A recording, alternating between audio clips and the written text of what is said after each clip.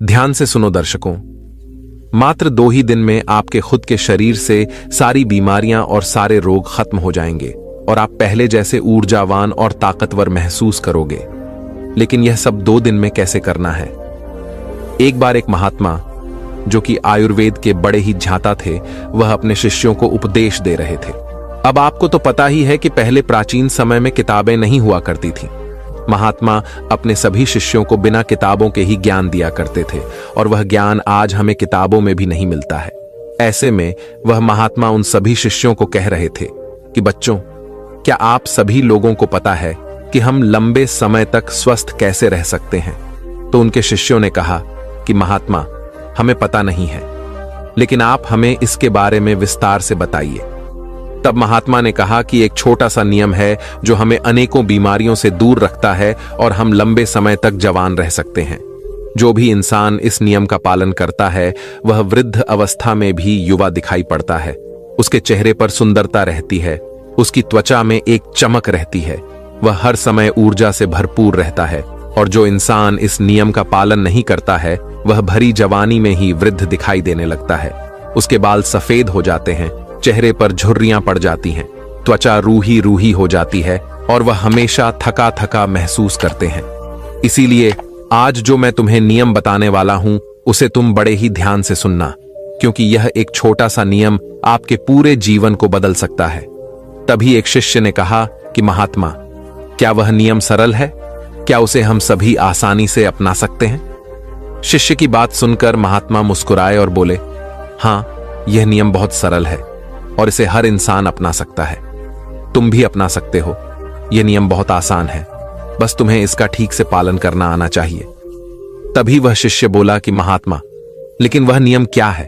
तब महात्मा ने बताया कि वह नियम है, हमें भूखा सोना चाहिए।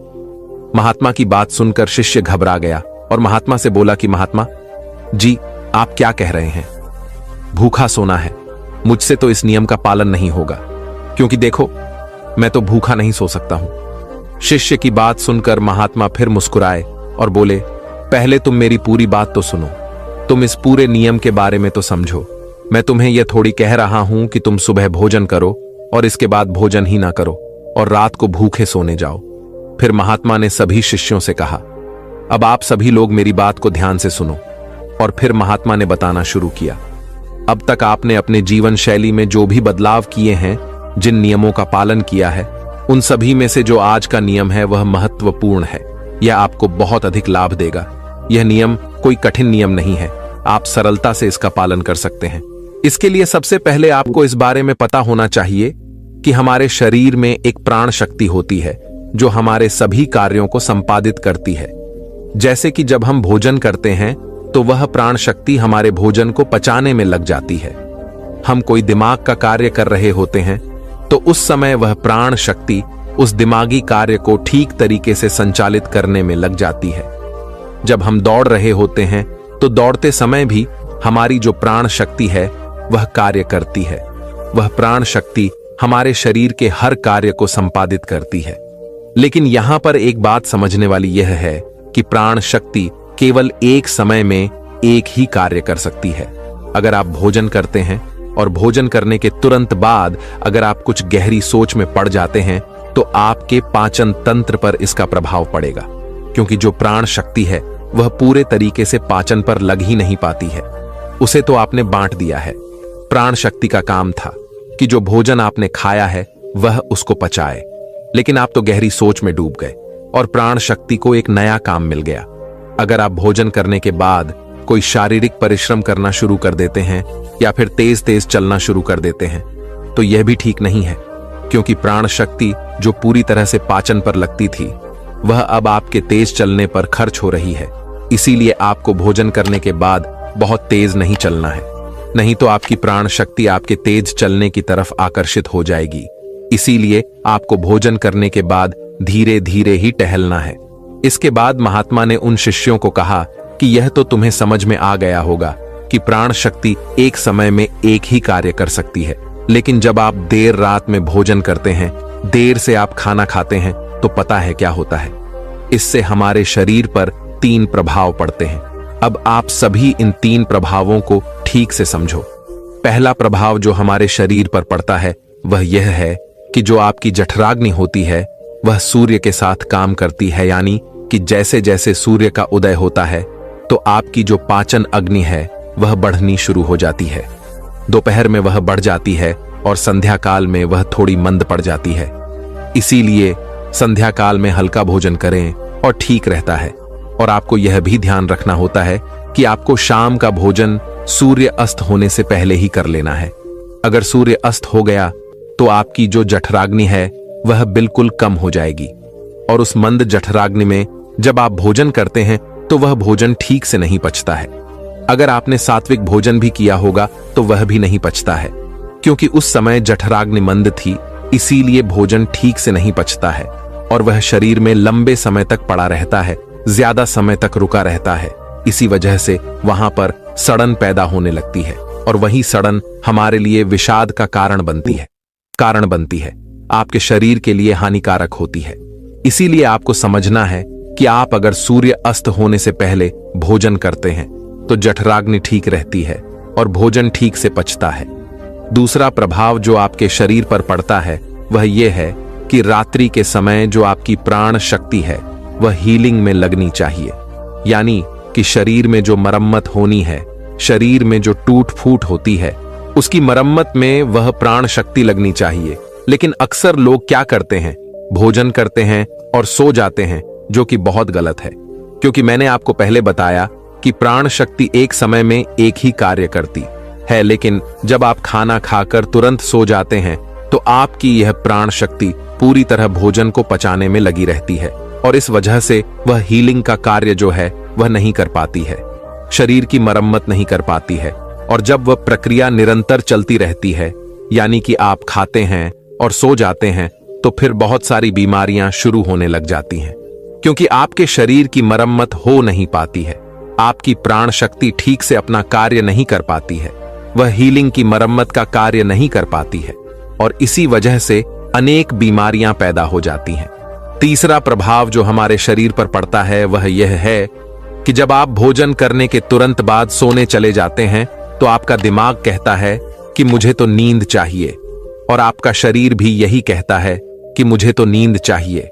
लेकिन आपका पाचन तंत्र क्या कहता है, क्या अभी मैं सक्रिय हूं, मुझे तुमने काम दिया है, अब इस काम को मुझे करना है, तो आप भी जागते रहोगे, तभी तो मैं अपना कार्य ठीक से कर पाऊंगा। यानी कि दो विरोधाभास स्थितियां पैदा हो जाती हैं। दिमाग की तरफ से तो सो जाओ और पेट की तरफ से जागो। ऐसी स्थिति में नींद गहरी नहीं हो पाती है, और गहरी नींद ना होने के कारण शरीर को आराम भी नहीं मिल पाता है। आप सो तो जाते हैं 7 घंटे या 8 घंटे, लेकिन सुबह उठने में आपको कठिनाई होती है। आप दिन भर ऊर्जावान महसूस भी नहीं कर पाते हैं, और ऐसा इसीलिए होता है क्योंकि रात भर प्राण शक्ति ठीक से शरीर की मरम्मत, शरीर की हीलिंग का काम नहीं कर पाई। आपकी जठराग्नि, आपकी प्राण शक्ति पूरी तरह से पाचन तंत्र पर केंद्रित रही। उसने पूरी रात भोजन को पचाने में ही अपना समय दिया, और फिर जैसे आप सुबह उठते हैं तो उठते ही फिर कुछ खा लेते हैं, और इसी वजह से बार बार खाने से हमारी प्राण शक्ति पूरी तरह से पाचन पर ही लगी रहती है, और शरीर के दूसरे कार्य मंद पड़े रहते हैं जो कि शरीर के लिए बहुत जरूरी थे। यह 3 प्रभाव थे जो हमारे शरीर पर पड़ते हैं। अगर आप सूर्य अस्त होने के बाद भोजन करते हैं और भारी भोजन खाते हैं तो इससे आपकी पाचन प्रणाली पूरी तरह से बिगड़ जाती है, खत्म हो जाती है, और फिर आप इसे ठीक करने के लिए चूर लेते हैं, अनेक प्रकार के तरीके अपनाते हैं, तब भी यह ठीक नहीं हो पाती है। लेकिन जो स्वाभाविक प्रण है उस पर तो आप ध्यान ही नहीं देते हैं। स्वाभाविक प्रणाली जो परमात्मा ने आपको दी है, जिससे आपका शरीर खुद ही खुद को साफ कर लेता है, खुद ही खुद की बीमारियों को ठीक कर लेता है। फिर महात्मा सभी शिष्यों से कहते हैं कि अब मेरी बात को ध्यान से सुनो। शरीर अपनी बीमारियां अपने आप ठीक करेगा, लेकिन उसके लिए तुम्हें क्या करना है, इस बात को समझो। इसके लिए आपको शाम 6 बजे से पहले अपना आहार लेना है। अगर आप शाम 6 बजे से पहले भोजन कर लेते हैं तो उसके बाद आप 9 बजे से 10 बजे तक सोने के लिए जाते हैं, तो आपके पास लगभग 3 घंटे का समय होता है। और जो यह 3 घंटे का समय होता है और इसमें जो भी आपने हल्का फुल्का भोजन किया है वह आपके पेट से नीचे उतर शुरू हो जाता है, और उसका अर्ध भोजन ठीक से पच भी जाता है। यानी कि आपने 7 घंटे का समय होता है और इसमें जो भी आपने हल्का फुल्का भोजन किया है वह आपके पेट से नीचे उतर शुरू हो जाता है और उसका अर्ध भोजन ठीक से पच भी जाता है। यानी कि आपने 7 घंटे का समय होता है और इसमें जो भी आपने हल्का फुल्का भोजन किया है वह आपके पेट से नीचे उतर शुरू हो जाता है और उसका अर्ध भोजन ठीक से पच भी जाता है। यानी कि आपने 7 घंटे का समय होता है और इसमें जो भी आपने हल्का फुल्का भोजन किया है वह आपके पेट से नीचे उतर शुरू हो जाता है और उसका अर्ध भोजन ठीक से पच भी जाता है। यानी कि आपने 7 घंटे का समय होता है और इसमें जो भी आपने हल्का फुल्का भोजन किया है वह आपके पेट से नीचे उतर शुरू हो जाता। 8 बजे भोजन किया तो आपका आधा भोजन 10 बजे पच गया और जो बचा वह रात्रि के 1 बजे तक पच गया और 1 बजे के बाद जो आपकी प्राण शक्ति है वह मरम्मत का कार्य करेगी, वह हीलिंग का कार्य करने लग जाएगी। फिर महात्मा उन सभी शिष्यों से कहते हैं कि आपकी प्राण शक्ति अपने कार्य को ठीक तरीके से करें। उसके लिए आप 2 तरीकों से भूखे रह सकते हैं। मैं आपको उपवास करने के लिए नहीं बोल रहा हूं, क्योंकि उपवास करना सबके लिए संभव नहीं है। मैं आपको बता रहा हूं, उसको कहा जाता है अर्ध उपवास या इसे पथकालीन उपवास भी कहते हैं। इसमें आपको उपवास करना है। वह उपवास आपको 16 घंटे का करना होता है और इसकी शुरुआत आप ऐसे कर सकते हैं कि आपने शाम को जो भोजन किया था 7 बजे, उसके बाद अगले दिन आप 7 बजे ही भोजन करें, क्योंकि जब आप 7:08 पर भोजन कर लेते हैं तो वह भोजन आपका रात्रि में 1 बजे तक पच जाता है। उसके बाद आपके शरीर के पास लगभग 6 घंटे होते हैं और इस 6 घंटे में प्राण शक्ति शरीर की मरम्मत का कार्य करती है। आप शाम को 7:08 पर भोजन करें और उसके बाद सुबह 7:08 पर भोजन करें और यह नियम हर कोई अपना सकता है। यह बिल्कुल सरल है, लेकिन अगर आप रात को 8:09 या फिर 10 बजे भोजन खाते हैं तो आप अपने इस नियम को बदले और 7:08 पर भोजन खाना शुरू करें, क्योंकि यह छोटा सा नियम आपके जीवन में बड़ा बदलाव करेगा। दूसरी सारी चीजें बाद में, पहले अपने शरीर के स्वाभाविक प्रणाली को ठीक करना है। अगर आपको इस नियम से और भी ज्यादा फायदा लेना है तो आप शाम 7:08 पर भोजन कीजिए और उसके बाद सुबह 11 बजे भोजन करिए। अगर आप 7 बजे से 11 बजे भोजन करते हैं तो आपके शरीर के पास 16 घंटे होते हैं, जिसमें वह भोजन का पाचन भी करेगा और उस भोजन को पचाने के बाद वह रिपेयरिंग का काम करना भी शुरू कर देगा। इस प्रकार से जब आप अपने शरीर को आराम देते हैं, पाचन तंत्र को रिलैक्स होने देते हैं, प्राण शक्ति को अपना कार्य करने देते हैं, तो यह प्राण शक्ति आपके पूरे शरीर को प्रभावित करेगी, पूरे सिस्टम को ठीक करेगी और आपको यह प्रभाव 15 से 20 दिन में दिखना शुरू हो जाएगा। अगर आपको कोई गंभीर बीमारी है तो वह ठीक होना शुरू हो जाएगी। अगर आपकी त्वचा खराब है तो वह भी ठीक होने लगेगी। आपकी त्वचा ग्लो करेगी। अगर आपके बाल बहुत ज्यादा झड़ते हैं तो आपके बाल भी मजबूत होंगे और अगर आपके बाल सफेद हो चुके हैं तो वह भी धीरे धीरे काले होना शुरू हो जाएंगे। अगर आप बहुत थका थका महसूस करते हैं तो आप ऊर्जावान महसूस करने लगेंगे। अगर आपको कोई मानसिक समस्या है, चिंता है, तनाव है, तो आपकी चिंता और तनाव भी दूर हो जाएगा। जो विद्यार्थी पढ़ते तो हैं लेकिन उनको याद नहीं रहता है, उन्हें भी पढ़ी हुई चीजें जो हैं वह याद रहने लगेगी। आपको पता है कि हमें कोई चीज याद क्यों नहीं रहती है? क्योंकि हमारा दिमाग रिलैक्स नहीं रह पाता, क्योंकि हमारी प्राण शक्ति पूरी तरह से हमारे भोजन को पचाने में ही लगी रहती है और वह दिमाग की तरफ जा ही नहीं पाती है। लेकिन आप इस नियम का पालन करेंगे तो आपकी एकाग्रता बढ़ जाएगी। दिमाग कोई भी कार्य अच्छे से करना शुरू कर देगा। अगर आप 10 घंटे का उपवास कर सकते हैं तो आपके शरीर का फैट कम होगा। अगर आप वजन बढ़ाना भी चाहते हैं तो आपका वजन भी बढ़ेगा, लेकिन जो एक्स्ट्रा फैट होता है वह कम हो जाएगा, क्योंकि मोटापा अनेक बीमारियों को जन्म देता है। यह नियम आपके लिए हर प्रकार से उपयोगी है। तभी महात्मा की बात सुनकर उनमें से एक शिष्य खड़ा हुआ और उनसे बोला कि महात्मा, मेरे मन में 2 प्रश्न उठ रहे हैं, कृपया करके आप उनका भी जवाब दीजिए। महात्मा ने कहा कि पूछो बेटा, तुम्हारा क्या प्रश्न है? तब शिष्य ने कहा कि महात्मा, अगर हम शाम को 7 बजे भोजन करते हैं, उसके बाद हम 10 बजे तक सोने जाते हैं, तो अगर हमें भूख लगे तो हम क्या करें? शिष्य की बात सुनकर महात्मा ने कहा कि बेटा इसके लिए तुम्हें सबसे पहले यह समझना होगा, हमारे शरीर की प्रत्येक कोशिका का एक सिस्टम होता है। वह बाहर से कैलोरी लेती है जो हम भोजन खाते हैं, उससे वह ऊर्जा का निर्माण करती है और उसी से हमारा शरीर भी चलता है। लेकिन अगर कोशिकाओं को निरंतर बाहर से आहार मिलता रहता है तो उसी से वह निरंतर ऊर्जा बनाती रहती है। लेकिन जब आप कुछ समय तक भोजन नहीं करते हैं और बाहर से कोशिकाओं को ऊर्जा मिलना बंद हो जाती है, तो ऐसी स्थिति में कोशिकाएं अपने अंदर जो वेस्ट मटेरियल पड़ा रहता है उससे ही, चाहे वह गलत तरीके का प्रोटीन ही क्यों ना हो, कोई बैक्टीरिया ही क्यों ना पड़ा हुआ हो, वह उनका अवशोषण करके ऊर्जा का निर्माण करना शुरू कर देती है। इस स्थिति में कोशिकाओं की सफाई होना शुरू हो जाती है और इस प्रक्रिया में यह होता है कि जो कोशिकाओं के अंदर एक संरचना होती है जिसे लिसोसोम कहा जाता है, लिसोसोम के अंदर कुछ एंजाइम होते हैं और यह एंजाइम जो वेस्ट मटेरियल कोशिका के अंदर है उसका पाचन करके उससे ऊर्जा का निर्माण करना शुरू कर देते हैं। यानी कि आपकी कोशिकाएं जब उसे बाहर से ऊर्जा नहीं मिलती है, वह अपने अंदर के वेस्ट मटेरियल को इकट्ठा करके उसी से ऊर्जा बनाती है और इसी तरीके से हमारे शरीर की डिटॉक्स प्रणाली भी शुरू हो जाती है। और यह डिटॉक्स प्रणाली आप कुछ खा या कोई भी औषधि लेकर शुरू नहीं कर सकते हैं। यह डिटॉक्स प्रणाली जो है वह एक ही तरीके से शुरू हो सकती है और वह यह है कि जब आप कुछ समय तक आहार नहीं लेते हैं। दिन में पूर्ण उपवास करना लोगों के लिए संभव नहीं होता है, कठिन पड़ता है, लेकिन आप इस नियम में अधिकतर समय सो ही रहे होते हैं। तो अगर आप 16 घंटे का नियम अपनाते हैं, शाम को 7 बजे भोजन करके अगले दिन 7:10 या फिर हो सके तो 11 बजे भोजन करते हैं, तो इससे भी आपको कोई कठिनाई नहीं होगी, क्योंकि इस समय भी आप अधिकतर समय सो ही रहे होते हैं और उसके बाद आप अपने सुबह के नियम और प्रक्रिया में लगे रहते हैं, जिससे समय निकल जाता है।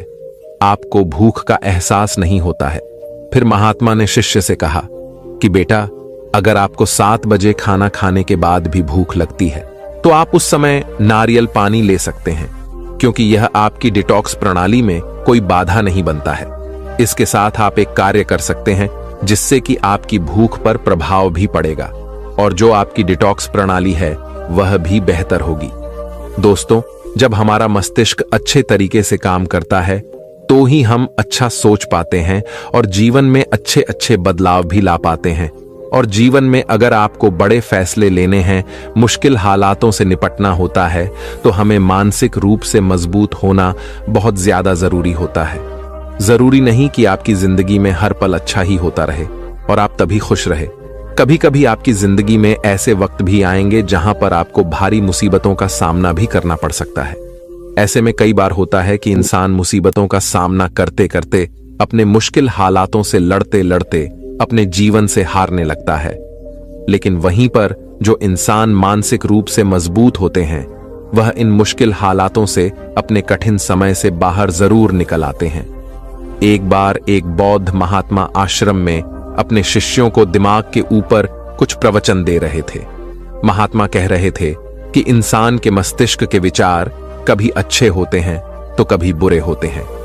अच्छे विचार जब उसके दिमाग में जन्म लेते हैं तो वह अच्छी और कल्याणकारी बातें सोचता है, लेकिन वहीं पर अगर बुरे और गलत भावनाएं जन्म लेती हैं तो उससे उसका पतन होता है।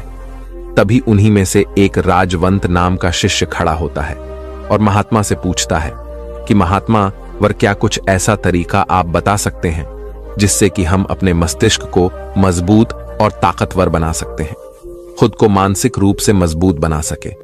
महात्मा कहते हैं कि अवश्य मैं बताऊंगा, लेकिन उससे पहले मैं कुछ बातें बता रहा हूं जिसे तुम लोग ध्यानपूर्वक सुनना, तभी जाकर के हम बताएंगे कि मानसिक रूप से मजबूत कैसे बने। तभी तुम सब इस बात को बड़ी ही आसानी से समझ पाओगे। महात्मा कहते हैं कि जब भी हम कुछ सोचते हैं तो सबसे पहले वह विचार हमारे मस्तिष्क में जन्म लेते हैं और उसी के अनुरूप हमारा पूरा शरीर कार्य करने लगता है।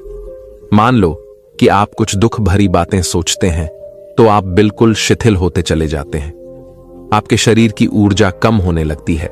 लेकिन वहीं पर अगर आप कुछ उत्साह भरी बातें सोचते हैं तो आपके शरीर के अंदर असीमित ऊर्जा बहने लगती है, आप वाकई में ऊर्जावान दिखाई देने लगते हैं। आप यह अनुभव खुद कर पाएंगे कि जब आप खुश होते हैं तो आपके शरीर के अंदर बहुत ऊर्जा आ जाती है, आपका रोम रोम खिल उठता है। ऐसा इसलिए हुआ क्योंकि आपने अपने दिमाग में कुछ जोश भरी बातें सोची। शरीर तो वही है आपका, लेकिन जब आप दुखी होते हैं तो आपका शरीर बिल्कुल ऊर्जा विहीन हो जाता है। लेकिन जब आपके विचार जोश भरे वाले होते हैं तो आपका शरीर खिल उठता है। यानी हमारा शरीर किस तरीके से काम करेगा, यह सब हमारे मस्तिष्क में उत्पन्न हो रहे विचारों पर निर्भर करता है। अब तुम सबको मेरी बातें बहुत ही अच्छे तरीके से समझ में आएंगी। अब हम बताने जा रहे हैं कि मानसिक रूप से हम मजबूत कैसे बने। महात्मा कहते हैं कि मैं तुम सबको 8 तरीका बताऊंगा। अगर आप उन 8 तरीकों को अपने दिमाग में लाएं, वैसा ही सोचते हैं, तो यकीन मानिए आपका शरीर भी वैसा ही काम करने लगेगा। जैसा कि मैं पहले बता चुका हूं कि जब आप दुखी होते हैं तो आपका शरीर ऊर्जा विहीन होने लगता है, लेकिन जब आप खुश होते हैं, आपके दिमाग में अच्छा विचार आया और आप खुश हो गए तो आपके शरीर में अच्छी ऊर्जा बहने लगती है। इसका मतलब यह है कि अगर हम वह 8 तरीके जान लें और वही हम अपने दिमाग में सोचे तो हमारा शरीर भी रजा और जोश से भर जाएगा, अर्थात हम मानसिक रूप से मजबूत बन जाएंगे। और वास्तव में जब आप मान रूप से मजबूत बन जाएंगे तो आप मुश्किल हालातों का सामना बड़ी ही आसानी से कर लेंगे। महात्मा कहते हैं कि शिष्यों, मानसिक रूप से मजबूत बनने का पहला नियम है, जो हो चुका है उसकी परवाह करना छोड़ दो। महात्मा कहते हैं कि शिष्यों, मुझे यह बताओ कि सूर्य किस दिशा में उगता है। तो सभी शिष्यों ने एक साथ जवाब दिया कि महात्मा जी, सूर्य पूर्व दिशा से निकलता है। फिर महात्मा जी ने कहा कि अगर मैं यह कहूं कि सूर्य पश्चिम दिशा से निकले तो क्या वह निकलेगा? सभी शिष्य कहते हैं कि बिल्कुल बल नहीं महात्मा, सूर्य तो पूर्व दिशा से ही निकलेगा। हम उसके स्थान को, उसके जगह को बदल नहीं सकते हैं। फिर महात्मा कहते हैं कि मान लो बारिश का मौसम है और अगर मैं यह बोलूं कि बारिश बंद हो जाए तो क्या हमारे बोलने से बारिश बंद हो जाएगी? शिष्य कहते हैं कि नहीं महात्मा, वह तो मौसम में बदलाव की वजह से होगा। जब मौसम में बदलाव होगा तो बारिश बंद हो जाएगी। फिर महात्मा जी कहते हैं कि अगर मैं तुम लोगों से यह कहूं कि ठंडी के मौसम में गर्मी पड़ने लगे तो ऐसा हो वाला तो नहीं है। शिष्य कहते हैं महात्मावर, आप ठीक कह रहे हैं। यह कभी नहीं हो सकता कि ठंडी के मौसम में गर्मी पड़े और गर्मी के मौसम में ठंडी पड़ने लगे। यह मौसम तो प्रकृति पर निर्भर करता है, जो कि हमारे बस में नहीं है। फिर महात्मा कहते हैं कि ठीक उसी प्रकार अगर जो चीज हमारे वश में नहीं होती है या जो बातें, घटनाएं बीत चुकी हैं, अगर हम उन घटनाओं को लेकर के बार बार परेशान होते रहेंगे या उसकी बहुत ज्यादा परवाह करेंगे, तो क्या हम भूतकाल की घटनाओं को बदल सकते हैं? शिष्य कहते हैं कि नहीं महात्मावर। फिर महात्मा कहते हैं कि अगर तुम उन बीती घटनाओं को लेकर के बार बार चिंता में रहोगे और उस चीज की परवाह करोगे तो तुम परेशान होते चले जाओगे। इसीलिए तुम्हारी जिंदगी में जो घटित हो चुका है, कोशिश करो उसे भुलाने की, और उसका एकमात्र तरीका है कि आप अपने आने वाले समय पर, आने वाले भविष्य पर, आने वाली चीजों पर अपना ध्यान केंद्रित करिए। महात्मा आगे कहते हैं कि मानसिक रूप से मजबूत बनने का दूसरा नियम है ध्यान करने की आदत डाले। महात्मा कहते हैं कि गौतम बुद्ध जब सत्य की खोज में निकल पड़े थे तो उन्होंने बहुत सारे उपाय किए, बहुत सारे कर्मकांड किए, लेकिन उन कर्म कांडों की वजह से उन्हें बहुत ज्यादा कुछ हासिल नहीं हुआ और उनका शरीर दुबला पतला होता चला गया, लेकिन वह सत्य की खोज करने में असमर्थ रहे। उनके महात्माओं ने उन्हें बहुत सारे कर्मकांड उपाय बताए, लेकिन उन कर्मकांड का कोई मतलब नहीं हुआ। अंत में जब भगवान गौतम बुद्ध स्वयं ध्यान की अवस्था में बैठ तो धीरे धीरे ध्यान की गहराइयों में जाकर के उन्हें वह सारी चीजें लगने लगी जिस चीज की वह खोज में निकल पड़े थे। ध्यान के जरिए वह अपने सभी विचार पर विजय पा लिए। उन्होंने पापी मार्ग को पराजित किया, काम वासना पर विजय पाई, अपनी हर एक भावना पर वह विजय पा लिए। और यह सब तभी हुआ जब वे ध्यान की गहरी अवस्था में बैठे और कई दिनों तक ऐसे ही बैठे रहे।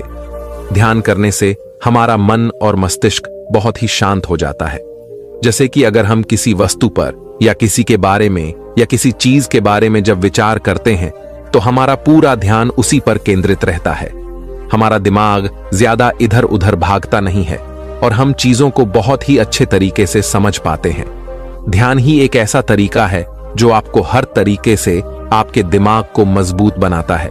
बौद्ध भिक्षु अगर किसी बात पर ज्यादा जोर देते हैं तो वह ध्यान की प्रक्रिया पर ध्यान में कई घंटे तक बैठे रहते हैं, जिससे उनका दिमाग बहुत ही शांत रहता है, उनका मन बहुत ही शांत रहता है।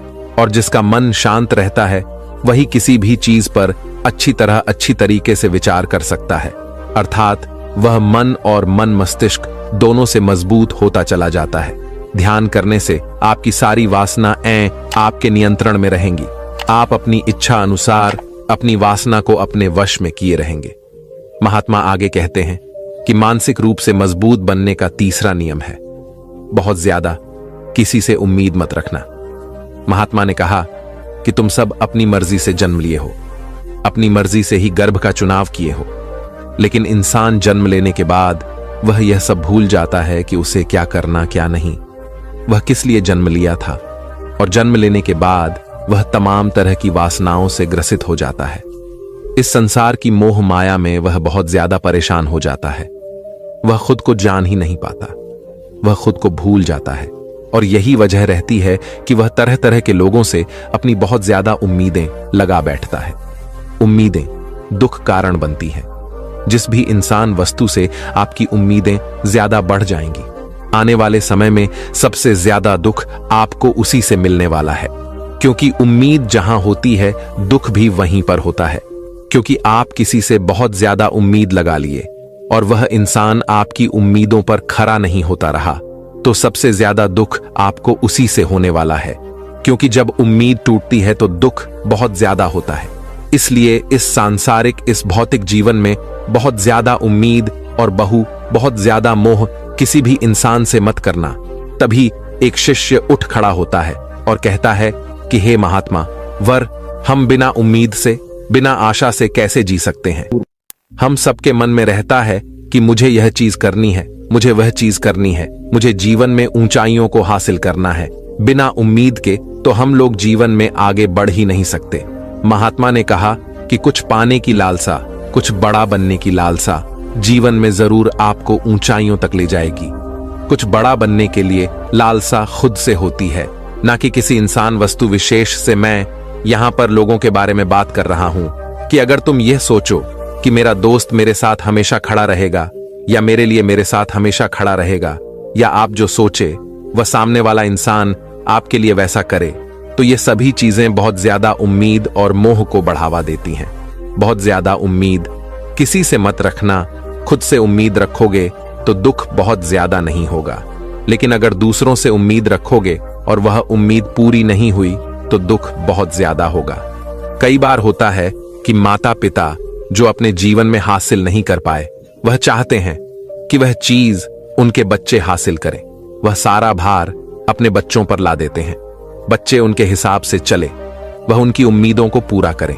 उन्होंने ने जो अपने जीवन में हासिल नहीं कर पाया, वह काम अब उनके बच्चे करें। और लगभग इस समय तो सभी के माता पिता यही कह रहे हैं। बहुत कम लोग होते हैं जो अपने बच्चों को आजाद रखते हैं। मेरी सभी से गुजारिश है कि अपनी उम्मीदों का पहाड़ अपने बच्चों पर ना थोपे। महात्मा कहते हैं कि मानसिक रूप से मजबूत होने का चौथा नियम है कि पहली बार में ही किसी काम में फेल होने से डरो मत। महात्मा आगे कहते हैं कि शिष्यों, अगर डर तुम पर हावी हो जाएगा तो तुम अवश्य असफल हो जाओगे।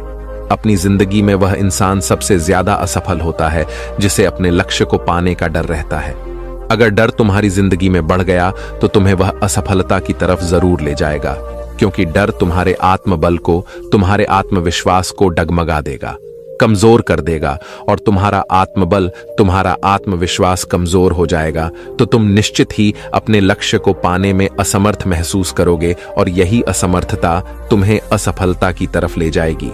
इसलिए जीवन में जब तुम अपने लक्ष्य की प्राप्ति के लिए आगे बढ़ो तो मन में किसी भी चीज की शंका मत रखो कि मैं फेल हो जाऊंगा। अगर यह नहीं हुआ तो यह हो जाएगा। ये सब बातें अपने दिमाग में मत लाओ, क्योंकि ये सभी बातें आपको डर की तरफ ले जाएंगी। और जब डर बढ़ेगा तो तमाम शंका आपके दिमाग में पैदा होगी। आपको घबराहट भी हो सकती है, आपको नींद नहीं आएगी, रात को बेचैन मन होने लगेगा, क्योंकि आपका डर आपको असफलता की तरफ ले जा रहा है। और जब असफलता का विचार आपके दिमाग में आएगा तो आप और ज्यादा डरने लगेंगे। इसीलिए जीवन में जब आप लक्ष्य की प्राप्ति के लिए आगे बढ़ जाओ तो मन में कोई शंका मत रखो, सिर्फ और सिर्फ अपने काम करने पर ध्यान दो। जब तुम काम करने पर ध्यान दोगे तो तुम कभी डरोगे नहीं, क्योंकि तुम अपने लक्ष्य की प्राप्ति के लिए काम कर रहे हो। उसके लिए जुट गए हो तो तुम्हारा डर खत्म हो जाएगा, और जब डर खत्म हो जाएगा तो तुम जरूर सफल हो जाओगे। महात्मा आगे कहते हैं कि 5वां नियम है मानसिक रूप से मजबूत बनना। वह यह है कि जिंदगी में कभी भी खुद को कोसो नहीं। महात्मा कहते हैं कि जो इंसान जितना ज्यादा संघर्ष करता है वह तना ही मजबूत बनता चला जाता है। जितना ज्यादा तुम मजबूत बनोगे उतना ही ज्यादा तुम काबिल होते चले जाओगे। इसलिए अगर तुम किसी भी चीज में असफल भी हो जाते हो, या कोई चीज तुम्हारी इच्छा के अनुसार नहीं हुई, या तुमने कुछ ऐसा कार्य किया जैसा नहीं करना चाहिए था, और इन सब बातों को लेकर के अगर तुम पछता रहे हो, खुद को कोस रहे हो, तो यह तुम्हें मानसिक रूप से कमजोर करता चला जाएगा, क्योंकि खुद को कोसना बहुत ज्यादा खतरनाक होता है। यह आपके दिमाग की क्षमता को कम कर देगा, आपकी सोचने समझने की शक्ति को कम कर देगा, आपके आत्मबल, आपके आत्मविश्वास को कम कर देगा। इसीलिए जीवन में कभी भी किसी भी कार्य के लिए खुद को कोसना नहीं, क्योंकि अगर वह कार्य तुमसे नहीं हुआ है या जो तुम सोच रहे हो वह जिंदगी में नहीं कर पाए, तो इसका मतलब यह नहीं है कि तुम असफल ही हो गए। अगर मैं यह कहूं कि यह सामने वाला आम का पेड़ है, इस पर सबसे पहले कौन सा जानवर चढ़ेगा? हाथी चढ़ेगा, बंदर चढ़ेगा, या फिर गिलहरी और या फिर शेर? तो सभी शिष्यों ने कहा कि महात्मा वर, इस पर तो गिलहरी और बंदर सबसे पहले चढ़ जाएंगे। तभी फिर महात्मा कहते हैं कि तो अगर यह हाथी सोचे कि मैं इस पेड़ पर नहीं चढ़ पाया, अगर वह खुद को कोसने लगे, तो क्या यह सही है? शिष्य ने कहा कि महात्मा वर, यह तो गलत बात है, क्योंकि हाथी तो कभी भी पेड़ पर चढ़ ही नहीं सकता। हाथी तो पेड़ पर चढ़ने के लिए बना ही नहीं है। महात्मा कहते हैं कि ठीक इसी प्रकार हर एक इंसान का काम करने की कला का, दिमाग का अलग अलग महत्व होता है। कोई किसी कार्य में माहिर होता है तो कोई किसी कार्य में बस हमें इसी को समझने की जरूरत होती है। जरूरी नहीं कि दुनिया के लोग जैसा कर रहे हैं तो तुम भी वैसा करो। तुम अपनी प्रतिभा के हिसाब से कार्य को करो। अगर तुम अपनी प्रतिभा के हिसाब से करोगे तो तुम उसमें जरूर सफल हो जाओगे। महात्मा आगे कहते हैं कि मानसिक रूप से मजबूत बनने का 6वां नियम है अपनी ऊर्जा को व्यर्थ में बर्बाद मत करो। महात्मा कहते हैं कि तुम सबके अंदर अभी बहुत ऊर्जा है। कभी भी अपनी ऊर्जा को गलत कार्यों में, गलत लोगों पर बर्बाद मत करना, क्योंकि अगर तुम अपनी ऊर्जा को बर्बाद करोगे तो वह तुम्हें बर्बादी की तरफ ले जाएगी। इसलिए अपनी ऊर्जा को अपने लक्ष्य में लगाओ, क्योंकि अभी तुम सबके पास बहुत ज्यादा ऊर्जा है। अगर तुम सब पूरी ऊर्जा के साथ अपने लक्ष्य पर जुड़ जाओगे तो तुम जरूर सफल हो जाओगे। लेकिन अगर तुम ऊर्जा को गलत जगह पर लगा रहे हो तो तुम्हारी ऊर्जा बिखरने लगेगी, और जब ऊर्जा बिखरने लगेगी तो तुम कभी भी अपने लक्ष्य की प्राप्त नहीं कर पाओगे। महात्मा आगे कहते हैं कि मानसिक रूप से मजबूत बनने का 7वां नियम है सुनो सबकी लेकिन करो अपने मन की। महात्मा कहते हैं कि शिष्यों, पहले ध्यान से तुम यह पता करो कि तुम्हारे अंदर कितनी क्षमता है। अगर तुम सबको अपनी क्षमता के बारे में पता है तो तुम अपनी क्षमता के हिसाब से कार्य को करो।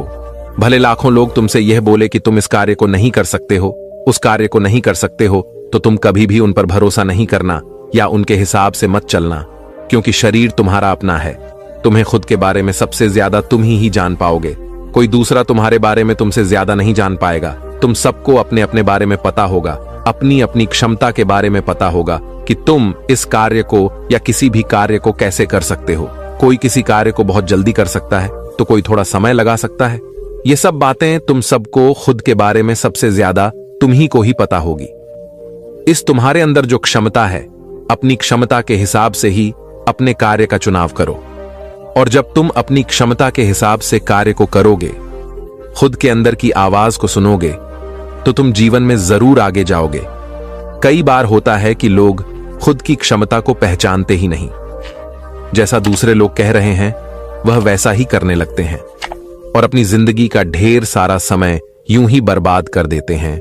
उनसे ऐसा काम करने को कहा गया था तो वह भी वैसा ही काम करने में जुट गए, बिना सोचे समझे ही उनकी क्षमता कितनी है या उनकी प्रतिभा उस कार्य में है कि नहीं तो ऐसे लोग कभी भी अपने लक्ष्य को प्राप्त नहीं कर सकते। क्योंकि जो इंसान अपनी खुद की क्षमता को नहीं पहचान पाएगा वह जीवन में कभी भी सफलता अर्जित नहीं कर पाएगा। यह शरीर तुम्हारा है, यह दिमाग तुम्हारा है, सोचने से समझने की शक्ति भी तुम्हें ही तय करनी है। तो पता होना चाहिए कि तुम्हारा शरीर कितना मजबूत है, कितना ताकतवर है और इसमें कितनी क्षमता है। और अगर क्षमता नहीं है तो अपने शरीर की क्षमता को बढ़ाने की कोशिश करिए और खुद के अंदर की खुद की भावनाओं को सुनने प्रयास करिए और अपनी क्षमता के हिसाब से आगे बढ़िए। फिर महात्मा आगे कहते हैं कि मानसिक रूप से मजबूत बनने का 8वां नियम है, बोलना कम करो और अपने कार्य पर ध्यान दो। महात्मा आगे कहते हैं कि जो इंसान बहुत ज्यादा बोलता है वह अपनी ऊर्जा को यूं ही नष्ट करता रहता है, क्योंकि जो बोलता ज्यादा है वह सोचता कम है, क्योंकि उसने अपनी सारी की सारी ऊर्जा बोलने में खपत कर दी। तो वह सोचेगा क्या उसे सोचने का समय ही नहीं मिल पाया। लेकिन जो इंसान कम बोलता है उसे सोचने का समय ज्यादा मिल जाता है। और जब तुम किसी बात पर या किसी तत्व पर ज्यादा विचार करोगे तो जाहिर सी बात है कि तुम्हारे दिमाग में तमाम विचार आएंगे और वह विचार ही तुम्हें सफलता की तरफ ले जाएंगे। महात्मा कहते हैं कि शिष्यों, अगर मैं तुमसे कुछ सवाल पूछता हूं तो सबसे पहले तुम सोचते हो, तुरंत बोल तो नहीं देते। लेकिन अगर कोई यहां बैठा है और वह अपने साथी से बात कर रहा है, अपने दूसरे महात्मा भाइयों से बात कर रहा है, तो वह कभी हमारी बात पर ध्यान नहीं दे पाएगा। और जब हम प्रश्न पूछेंगे तो उसका गलत जवाब वह दे देगा, क्योंकि वह बोलने में अपनी ऊर्जा व्यर्थ कर रहा है। वह हमारी तरफ तो ध्यान दिया ही नहीं। लेकिन जो शिष्य शांत है, हमारी बात को ध्यान से सुन रहा है, तो वह सोच विचार करके पूर्ण तरीके से उत्तर देगा और उसके उत्तर भी सही होंगे। इसलिए शिष्यों, कम बोलने का अभ्यास करो। जब तुम कम बोलने का अभ्यास करो तो तुम किसी भी बात पर, किसी भी तथ्य पर ज्यादा विचार कर पाओगे। तो जाहिर सी बात है कि समस्या का समाधान जरूर निकल कर आएगा और कम बोलने से तुम्हारी ऊर्जा की भी बचत होगी। उस ऊर्जा को सोचने में लगाओ। महात्मा कहते हैं कि शिष्यों, यह थे मानसिक रूप से मजबूत बनने के 8 नियम। अगर तुम सब यकीन के साथ इन 8 नियम का पालन अपनी जिंदगी में करते हो तो तुम मानसिक रूप से अवश्य मजबूत बनोगे। फिर कोई परेशानी, कोई भी रुकावट तुम्हारी जिंदगी में नहीं आने वाली है। कोई समस्या भी आएगी तो तुम उसका डटकर सामना भी कर पाओगे। सभी शिष्य महात्मा की बात को सुनकर के उनका कोटि कोटि नमन करते हैं और वे लोग समझ जाते हैं कि मानसिक रूप से मजबूत बनने के यह 8 नियम उनकी जिंदगी में कितने हितकारी साबित होने वाले हैं। वह सभी महात्मा को प्रणाम करते हैं और उस दिन की शिक्षा भी पूरी हो जाती है। सभी लोग अपने आश्रम में चले जाते हैं। एक समय की बात है, एक नगर में बहुत बड़े प्रसिद्ध महात्मा रहते थे। वह महात्मा आयुर्वेद के बहुत बड़े जाता थे। उनकी प्रसिद्धि हर जगह फैली हुई थी। ऐसे में एक बार उनके पास एक युवक आया और उनसे कहने लगा, महात्मा, मैं अपने पेट को लेकर बहुत ही परेशान हूं। मेरा पेट हमेशा ही भारी भारी रहता है। मुझे भूख नहीं लगती है और हमेशा ही मेरे पेट में दर्द रहता है। और इस दर्द की वजह से ना तो मेरा किसी काम में मन लगता है और मैं अधिकतर चिड़चिड़ा महसूस करता हूं। कृपया मुझे कुछ आसान से उपाय बताइए जिससे मैं अपनी इस पेट की समस्या से छुटकारा पा सकूं। युवक की पूरी बात ध्यान से सुनने के बाद उन महात्मा ने उस युवक से कहा, बेटा, घबराने की आवश्यकता नहीं है। तुम्हारे पेट में इन सारी परेशानियों का कारण है पेट में गैस का बनना। फिर वह महात्मा उस युवक से कहते हैं, बेटा, मेरी बात को ध्यान से सुनो। कई बार आपके पेट में बहुत ज्यादा गैस इकट्ठी हो जाती है जिससे आप परेशान होने लगते हैं और आपका पेट फौल जाता है। इसके क्या कारण होते हैं यह समझो। देखो, गैस आम तौर पर आंत में बनती है, जो छोटी आंत के जरिए बड़ी आंत में तेजी से फैलती है। गैस बनने का सबसे बड़ा कारण है अपच, जिसकी वजह से आपका पाचन तंत्र पूरी तरह बिगड़ जाता है। फिर महात्मा उस युवक से कहते हैं, बेटा, पेट में गैस बनने के 2 मुख्य कारण होते हैं, जिसमें पहला कारण होता है कि जब हम खाना खाते हैं तो उसके साथ बहुत सारी हवा खाने के साथ और पानी के साथ हमारे पेट के अंदर चली जाती है और फिर वह वहां पर इकट्ठा होकर ठंड का कारण बनती है। दूसरा कारण है कि जब हम खाना खाते हैं तो कई बार हम ऐसा खाना खा लेते हैं जिससे कि पाचन क्रिया के दौरान जब जब वह खाना पचता है तो वहां पर बहुत सारी गैस इकट्ठी हो जाती है और अगर यह गैस ज्यादा बनती है तो वह गैस वहां पर जमा होकर दर्द का कारण बन जाती है और हमारे अंदर ऐसी असहजता पैदा कर देती है। महात्मा उस युवक से कहते हैं, बेटा, अब जो मैं तुम्हें बताऊं उन चीजों को तुम ध्यान से सुनना, जिसमें सबसे पहली है भोजन में कार्बोहाइड्रेट चीजों को कम करें। भोजन में जरूरत से ज्यादा कार्ब्स जैसे आलू, चावल, ब्रेड, मिठाई, पकोड़े, चिप्स, कोल्ड ड्रिंक आदि लेने से और फाइबर का सेवन कम करने से कब्ज, अपच, पेट दर्द, पेट में गुड़गुड़ाहट तुम्हें ध्यान में रखनी है। वह यह है कि खाते समय पानी ना पिए। कुछ लोग खाते समय खूब पानी पीते हैं। यह आदत सेहत के लिए अच्छी नहीं है। खाते समय पानी पीने से खाना ठीक से नहीं पच पाता है, जिससे पेट में गैस और गुड़गुड़ाहट हो सकती है। फिर सड़क पर खुली बिकने वाली चीजों से फूड पॉइजन हो सकता है। फूड पॉइजन या फिर डायरिया की स्थिति में खाना ठीक से नहीं पचता है। इस स्थिति में पेट में गैस बनने लगती है और गुड़गुड़ियां भी गैस बाहर निकलती है। इसीलिए कभी भी बासी भोजन नहीं करना चाहिए। चौथी बात जो तुम्हें ध्यान में रखनी है वह यह है कि हमेशा तुम्हें खाना समय पर खाना चाहिए और लंबे समय तक भूखा नहीं रहना चाहिए। सुबह सुबह तो बिल्कुल भी भूखा आपको नहीं रहना है, क्योंकि खाना समय पर नहीं खाने से, लंबे समय तक भूखे रहने से या फिर जरूरत से ज्यादा खाना खाने से, तली चीजें खाने से, मसालेदार खाना खाने से, चाय के साथ ढेर सारे पकड़े या फिर समोसा खाने से गैस, एसिडिटी की समस्या शुरू हो जाती है। ऐसे लोगों को पेट में गुड़गुड़ाहट किसी भी कारण से बने। लेकिन आज मैं तुम्हें 4 चीजों के बारे में बताऊंगा, उससे आपकी गैस बनने की समस्या बिल्कुल खत्म हो जाएगी। अब इसे तुम ध्यान से सुनो। सबसे पहली चीज जो आपके गैस को खत्म करेगी और पाचन से संबंधित सारी समस्याओं को खत्म करेगी वह है अजवाइन। बेटा, अजवाइन के अंदर एक ऐसा तत्व पाया जाता है जिसे बोलते हैं थाइमोल। थाइमोल अंदर जाकर हमारे पाचन तंत्र को मजबूत करता है। जब हम अजवाइन खा लेते हैं तो यह थाइमोल हमारे पेट के अंदर जो पाचक रस होते हैं उनकी क्षमता को बढ़ा देता है, जिसकी वजह से हमारा खाना जल्दी जल्दी पचता है और हमारे गैस की समस्या बिल्कुल खत्म हो जाती है। बेटा, अजवाइन के बीच में फाइबर और पोटेशियम की मात्रा ज्यादा होती है। यह ब्लड प्रेशर को कंट्रोल करने में मदद करती। ये बीज दिल से जुड़ी समस्याओं को भी कम करते हैं। अजवाइन मेटाबॉलिज्म को बढ़ाने के साथ साथ पाचन में सुधार करता है। अजवाइन में एंटी फंगल गुण पाए जाते हैं जो स्किन के लिए गुणकारी होते हैं। इसका उपयोग त्वचा की समस्याओं जैसे मुहासे, एक्जिमा और फंगल संक्रमण के इलाज के लिए किया जाता है। अजवाइन के बीज गांठियां और जोड़ों के दर्द जैसी समस्याओं में मदद करते हैं। अजवाइन में मौजूद गामा टेरेपिन, पेप्टिक, ऑल्सो डायबिटिक के इलाज, ब्लड प्रेशर और कोलेस्ट्रॉल के स्तर को कम करने में मदद करता है। अब आपको इसे कैसे इस्तेमाल करना है उसके बारे में जानो। आपको 1 गिलास गुनगुना पानी लेना है और उसके साथ आपको आधा चम्मच अजवाइन की फांक लेनी है। इसको आपको खाने के 10 से 15 मिनट के बाद में लेना है। दिन में आपको एक ही समय इसका इस्तेमाल करना है, यानी आप इसे सुबह के नाश्ता करने के बाद में ले सकते हैं, या फिर आप दोपहर का खाना खाने के बाद इसको ले सकते हैं, या फिर आप रात्रि का खाना खाने के बाद भी इसको ले सकते हैं। जब आप अजवाइन की फाक को लेना शुरू कर देंगे तो आपके गैस की समस्या बिल्कुल खत्म हो जाएगी और आपका पाचन तंत्र भी मजबूत होगा।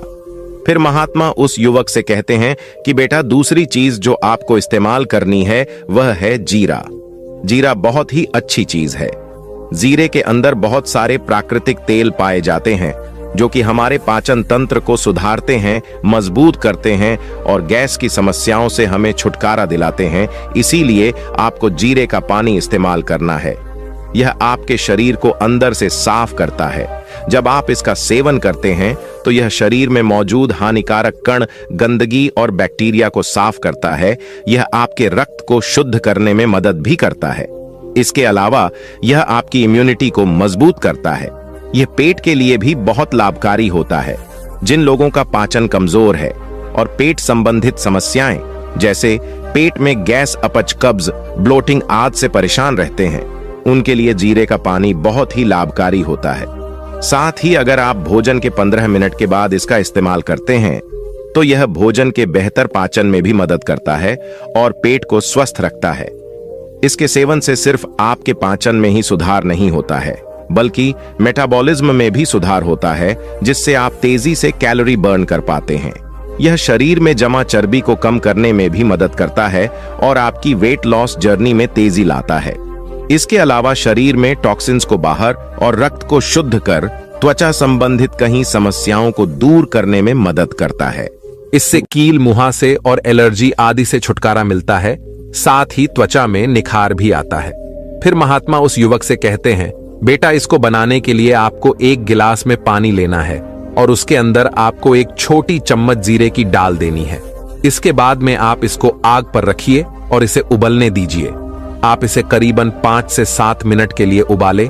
इसके बाद आपको छलनी की सहायता से छानकर एक दूसरे गिलास में रख लीजिए और फिर इस पानी को आपको दिन में 2 बार इस्तेमाल करना है। एक समय तो आपको दोपहर का खाना खाने के बाद में इस्तेमाल करना है और एक आपको रात्रि का खाना खाने के बाद इस्तेमाल करना है।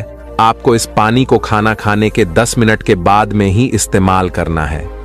जीरा आपकी गैस की समस्याओं के लिए बहुत ही अच्छी चीज है। आप इसे 2 समय इस्तेमाल कीजिए, जिससे इसके अंदर जो प्राकृतिक तेल होता है वह पूरी मात्रा में मिले और गैस की समस्याओं को बिल्कुल खत्म कर दे। फिर महात्मा उस युवक से कहते हैं कि बेटा, इसके बाद जो आपको तीसरी चीज इस्तेमाल करनी है वह है हींग। हींग आयुर्वेद की बात करें तो हींग हमारे शरीर के अंदर वात दोष को नियंत्रित करती है और गैस भी एक तरह का वात दोष है। इसीलिए अगर आप हींग का इस्तेमाल करते हैं तो उसकी वजह से आपको गैस की समस्याएं बिल्कुल खत्म हो जाएंगी। इसके साथ ही हींग ब्लड प्रेशर को कम करती है। हींग में ऐसे कंपाउंड पाए जाते हैं जो ब्लड थ्रिल के रूप में काम करते हैं। इसके अलावा यह ब्लड प्रेशर को कम करने और दिल को हेल्थी बनाने में भी मदद करती है। इसके अलावा हींग अपने एंटी इन्फ्लेमेटरी, एंटीवायरस और एंटीबैक्टीरियल गुणों के कारण एस्मा और अन्य सांस से संबंधित परेशानियां जैसे ब्रोंकेट और सूखी खांसी से भी राहत दिलाता है।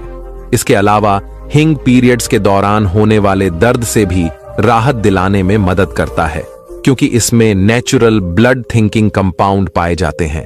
दरअसल हींग शरीर के किसी भी हिस्से में बाधा डाले बिना ब्लड सर्कुलेशन को सही ढंग से फ्लो करने में मदद करती है, जिससे पीरियड्स के दौरान होने वाले पीठ और पीठ के निचले हिस्से के दर्द को कम करता है। इसके अलावा हींग में एंटी इन्फ्लेमेटरी गुण होते हैं जो ब्लड मसल्स की सूजन को कम करते हैं, जिससे सिर दर्द में राहत मिलती है। 1 गिलास गर्म पानी में 1 चुटकी हींग मिलाकर दिन में कई बार पीने से सिर दर्द में आराम मिलता है, जो पेट फलने, सूझबूझ और अन्य पाचन संबंधित परेशानियों को कम करने में मदद करता है। इसको इस्तेमाल करने के लिए आपको 1 गिलास गुनगुना पानी लेना है और उसमें आधा चम्मच आपको हींग मिला लेनी है। गुनगुने पानी में हींग मिलाकर आपको इसे तुरंत ही पी लेना है। इसके पीने के बाद आपका पेट फूलना बंद हो जाएगा, आपकी गैस बनना बिल्कुल खत्म हो जाएगी। फिर महात्मा उस युवक से कहते हैं कि बेटा, चौथी जो सबसे महत्वपूर्ण चीज है वह है अदरक। अदरक यानी कि अदरक का पानी। अदरक पोषक तत्वों का खजाना होता है। यह स्वादिष्ट होने के साथ साथ सेहत से भरपूर होता है। आयुर्वेद में इसका इस्तेमाल दवा बनाने के लिए भी किया जाता है। हमारे रसोई घर में अदरक का इस्तेमाल मसालों के रूप में भी किया जाता है। यह विटामिन सी, मैग्नीशियम और अन्य खनिजों से भरपूर होती है। ये कई बीमारियों से हमें बचाती है। अदरक के अंदर बहुत ही ज्यादा डाइजेस्टिव प्रॉपर्टीज होती है, जो हमारे शरीर के अंदर पाचन तंत्र को मजबूत बनाती है और गैस से आपको छुटकारा दिलाने का काम करती है। अदरक के अंदर एक पोषक तत्व पाया जाता है जिसे बोलते हैं जिंजरोल, और यह जिंजरोल आपके पेट के अंदर पाचन तंत्र को मजबूत करता है, आपके लिवर को मजबूत करता है। इसीलिए अगर आपको गैस की शिकायत रहती है और काफी लंबे समय से आपको यह परेशानी है और आप हमेशा के लिए इसको ठीक करना चाहते हैं, तो आप अदरक का पानी रोजाना पिए। फिर महात्मा उस युवक से कहते हैं, बेटा, अदरक आपके ह्यूमन सिस्टम को मजबूत करता है। अगर आपको अक्सर थकान महसूस होती है तो अपने खाने में अदरक का इस्तेमाल जरूर करें। इससे आपकी थकान जल्दी दूर हो सकती है। अदरक इम्यूनिटी बढ़ाने में मदद करता है। इसमें एंटी इन्फ्लेमेटरी गुण पाए जाते हैं जो संक्रमण को दूर करने में मदद करते हैं। इसके साथ ही अदरक वजन कम करने में मददगार है। जिन लोगों को वजन कम करना है उनके लिए अदरक काफी फायदेमंद है। अदरक में एंटी इन्फ्लेमेटरी एंटीओक्सीडेंट गुण पाए जाते हैं जो वजन कम करने में काफी मदद करते हैं। इसमें मौजूद गुण पाचन एंजाइम के उत्पादन को उत्तेजित करने में मदद करते हैं जिससे कैलोरी बर्न होती है। इसके साथ ही अदरक का इस्तेमाल खून का तेजी से संचार के लिए भी किया जाता है। अदरक में विटामिन, खनिज और अमीनो एसिड पर्याप्त मात्रा में पाए जाते हैं। ये हृदय संबंधित समस्याओं की संभावनाओं को कम करने में मदद करते हैं। अदरक धमनियों में वसा को जमा होने से रोकता है जिससे दिल के दौरे और स्ट्रोक को रोकने में मदद मिलती है। बेटा, अदरक का पानी बनाने के लिए आपको 1 कप पानी लेना है। उसमें आपको 1 छोटी चम्मच कसी हुई अदरक डालनी है। इन दोनों चीजों को आपको आग पर रखकर अच्छे से उबाल लेना है, यानी इसमें 3 से 4 बार अच्छी तरह उबाल आ जाए। इसके बाद आपको इसको छलनी से या सूती कपड़े के माध्यम से छान लेना है। इसके बाद आपको इसको थोड़ी देर के लिए रख देना है। जब यह हल्का हल्का गुनगुना रह जाए तब आपको इसको दिन में 2 समय लेना है। एक समय तो दोपहर का खाना खाने के बाद और एक रात्रि का खाना खाने के 10 मिनट बाद। अदरक का पानी आपकी गैस की समस्याओं के लिए बहुत ही अच्छी औषधि है। आप इसे रोजाना भी इस्तेमाल कर सकते हैं। इसका कोई नुकसान नहीं है और यह आपको बहुत ही अच्छे परिणाम देती है। हम अपना मुख्य भोजन रात को ही करते हैं। रात को ठूस करके हम भोजन खाते हैं और फिर सो जाते हैं। लेकिन मैं आपको बता दूं कि हमारे शरीर में 80% बीमारियां इसी वजह से होती हैं। आप खुद अपनी बीमारियों को आमंत्रित करते हैं और रात को पेट भर कर खाना खाना, यह तो बीमारियों के लिए सोने पर सुहागा हो जाता है। इसीलिए आज हम जाने कि यदि हम 1 महीने खाली पेट सो जाते हैं तो इससे हमारे शरीर पर क्या चमत्कार होंगे। आपकी 80% बीमारियां खत्म हो जाएंगी। आप डरो मत, क्योंकि मैं आपको भूखा सोने के लिए नहीं कह रहा हूं। बस सोते समय आपका पेट खाली हो जाना चाहिए। दोस्तों, मैं उम्मीद करता हूं कि यह कहानी सुनने से आपके जीवन में अच्छे बदलाव आए होंगे। आपको इस वीडियो से क्या सीखने मिला, यह कमेंट करके जरूर बताइए और अपने परिवार, दोस्तों या आपके करीबी इंसान के साथ यह कहानी शेयर करके उन्हें भी इस ज्ञान से परिचित करवाए। बाकी अगर आपको यह वीडियो दिल से अच्छी लगी हो तभी इस वीडियो को लाइक कर देना और आपने अब तक इस चैनल को सब्सक्राइब ना किया हो तो चैनल को सब्सक्राइब भी जरूर कर देना। आपका हर दिन शुभ हो और खुशियों से आपका जीवन भरा रहे। धन्यवाद। नमो बुद्धाय।